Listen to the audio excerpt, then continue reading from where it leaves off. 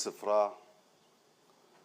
ዛሬ ስመለከት የሚታሰበኝ ነገር በኢትዮጵያ አባባል አባይን ያላየ ምንጭ እንደሚባለው ነው። እኔና የኔ ቢጤዎች የሆን ነው።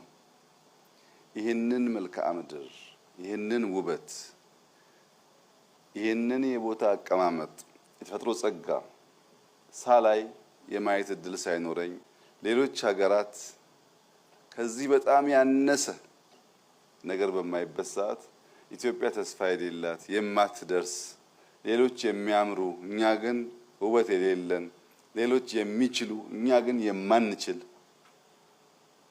አድርጌ ያሰብኩባቸው ጊዜያት ቀላል አልነበሩም።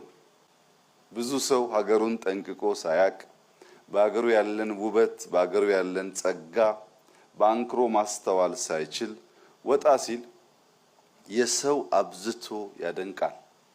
ነገር ግን ካለምንም ማጋነን ማንም ኢትዮጵያዊ ይህንን ስፍራ ይህንን ከባቢ መጥቶ ማየት ቢችል እንደው በዓለም ብቸኛው የሚል የተጋነነ ስያሜ እንኳን ባይሰጠው ከዓለም ልዩና ምርጥ ቦታዎች አንዱ ለመባል ግን በቂ መሆኑን ሁላችሁም እንደምታምኑ ተስፋ አደርጋለሁ።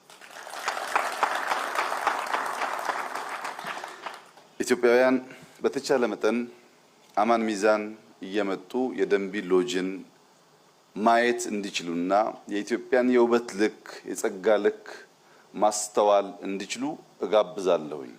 ወደዚህ ስፍራ መምጣት እንደከዚህ ቀደሙ አስቸጋሪ አይደለም። ኤርፖርት አለን። ከኤርፖርት እስከ ሎጁ ያለው ርቀት 5-10 ደቂቃ ቢወስድ ነው።